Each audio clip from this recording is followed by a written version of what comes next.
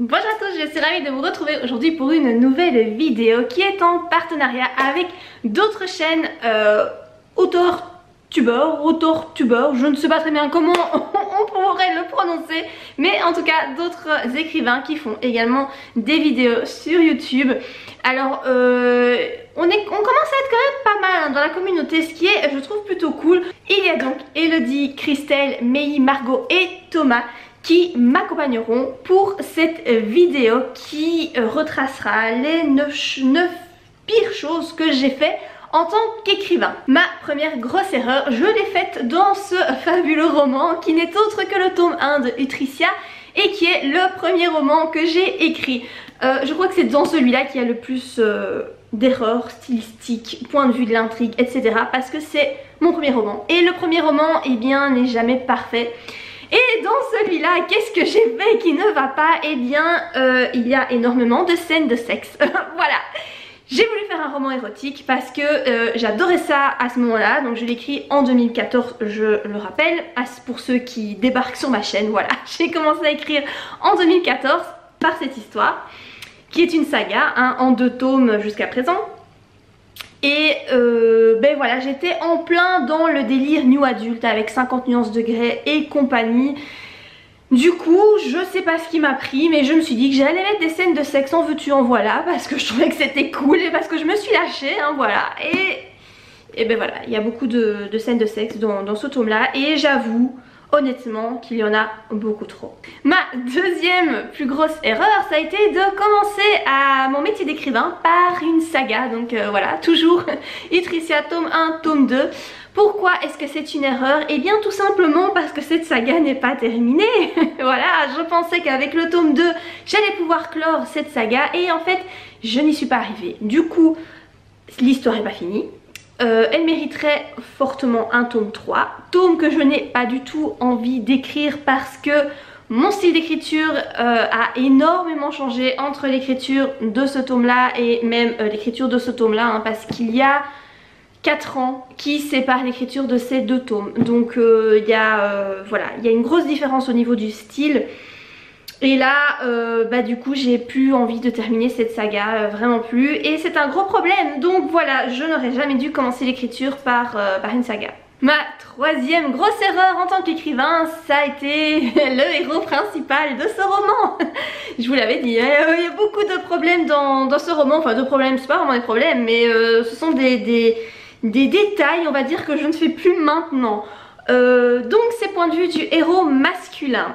J'ai créé un héros masculin presque parfait, c'est-à-dire incroyablement beau, charismatique, pété de thunes, intelligent, tout ce que vous voulez. Pas la Christian Grey parce qu'il est quand même gentil, hein. Il n'y a pas de sadomaso pas de BDSM dans mes romans, pas du tout.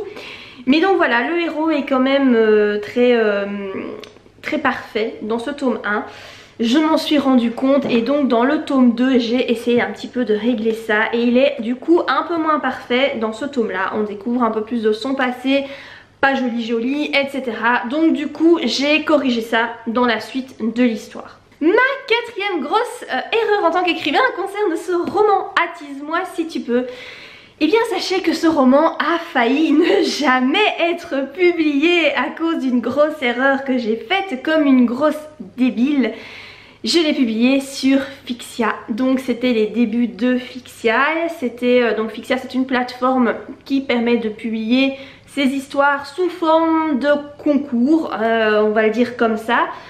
Moi, toute contente, j'avais publié mon roman en me disant cool, si je gagne le concours, je vais peut-être être publiée chez Hugo Roman. Et en fait, je me suis rendu compte qu'il y avait de fortes chances pour que je perde en fin de compte mes droits sur mon histoire et que celle-ci ne soit jamais publiée parce que je n'avais pas lu le contrat. Forcément, vous devez cliquer sur j'accepte, ce qui équivaut à la signature d'un contrat.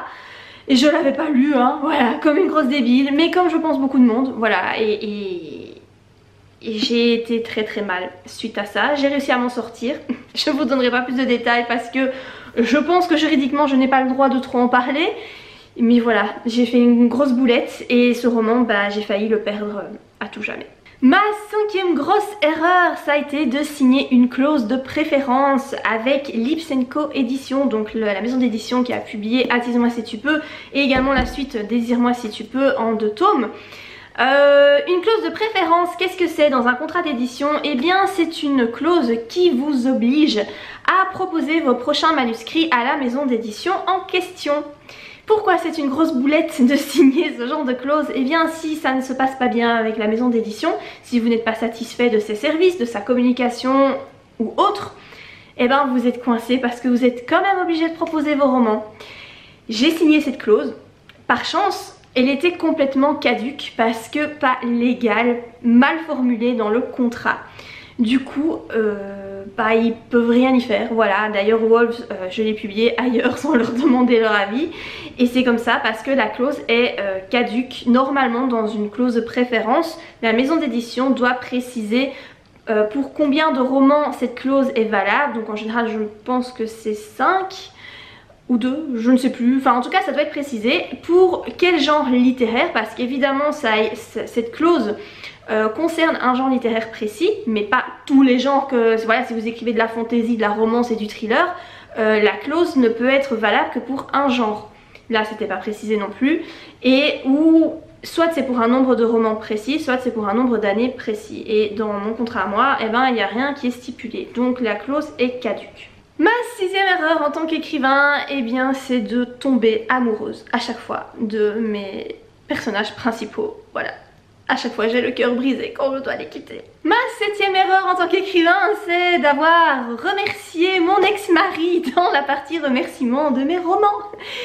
Ex-mari, ça veut dire que je suis divorcée, mais ben voilà, mon ex-mari apparaît toujours dans les remerciements, puisque voilà, à l'époque j'ai jugé bon de le remercier pour son aide, etc. Et donc voilà, je n'aurais pas dû le faire, mais non, je ne fais plus de remerciements, c'est pas compliqué, je n'en écris plus. Dans Wolves, il n'y a pas de remerciements. Dans le roman mon roman en cours, Dans l'ombre de Narcisse, il n'y aura pas de remerciements non plus. Je suis pas du tout adepte des remerciements, et voilà, en plus avec la grosse boulette que j'ai fait, ça m'a vraiment servi de leçon. Ma 8e grosse boulette, ça a été d'accepter de faire une séance de dédicace dans un Cultura dans le nord de la France. Et en fait il y a une seule personne qui s'est pointée à la séance de dédicace, voilà. Ça a été les 2 heures les plus longues de ma vie.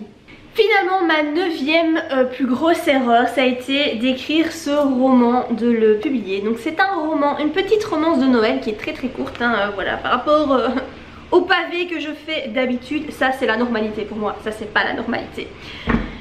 J'ai écrit ce roman sur la demande de ma maison d'édition. Alors ils m'ont pas du tout obligé à le faire, hein, c'est juste qu'ils m'ont proposé et j'ai trouvé que l'idée était super cool, et donc je me suis dit ok, je vais écrire une petite romance de Noël. Sauf que on avait un nombre de mots ou de caractères bien défini, on ne pouvait pas dépasser ce nombre. Du coup j'ai dû me brider dans l'écriture, et c'est quelque chose qui ne me ressemble pas du tout, qui m'a frustrée. Ce qu'il en découle, c'est que ce roman, je dis pas qu'il est mauvais, hein, en même temps je vais pas détruire mes propres histoires, mais disons que ça se ressent très fort que j'ai pas pu aller au bout de mon idée, et ça a pas plu à beaucoup de gens. D'autres ont trouvé ça sympa parce qu'ils l'ont vu tel qu'il devait être, c'est-à-dire une petite romance de Noël comme les téléfilms qui passent sur TF1 à la période de Noël. Donc c'était vraiment l'idée de ce roman, mais pour ceux qui me suivent, qui me connaissent et qui lisent tous mes romans, c'est sûr qu'il y a une grosse différence entre cette histoire et par exemple celle-ci qui fait quand même plus du double, hein. Il y a pour vous dire plus ou moins 160 pages dans celui-ci, et dans Attise-moi si tu peux il y en a un peu plus de 400, voilà. Donc faire une histoire comme ça sur demande parce que je trouve ça cool, je le ferai plus, parce que moi me brider dans mes histoires ça ne me convient pas, et le résultat je trouve n'est pas à la hauteur de mes espérances. Donc voilà, ça a été une erreur que je ne referai plus. Donc voilà, par rapport à cette petite vidéo sur mes 9 plus grosses erreurs en tant qu'écrivain, j'espère que ça vous servira de leçon, hein, à vous aussi, ça vous évitera de faire des erreurs que j'ai pu faire. Je suis sûre que j'en ferai encore, parce que de toute façon c'est en faisant des erreurs qu'on apprend. Et donc voilà, c'est pas si grave que ça au final, d'ailleurs j'en rigole, hein, voilà, c'est pas la fin du monde de faire des boulettes. Il y a toujours moyen de s'en sortir, ça c'est ce qu'il faut retenir, il y a toujours une solution à chaque problème. Donc voilà, n'hésitez pas à aller voir la vidéo de mes copains, et bien youtubeurs, voilà, de découvrir quelles sont leurs erreurs à eux aussi. J'espère que la vidéo vous a plu, qu'elle vous a donné le sourire. Si c'est le cas, n'oubliez pas de la liker, n'oubliez pas non plus de vous abonner à ma chaîne si vous avez envie de suivre mes aventures. Et moi je vous dis à très bientôt pour de prochaines vidéos. Bye.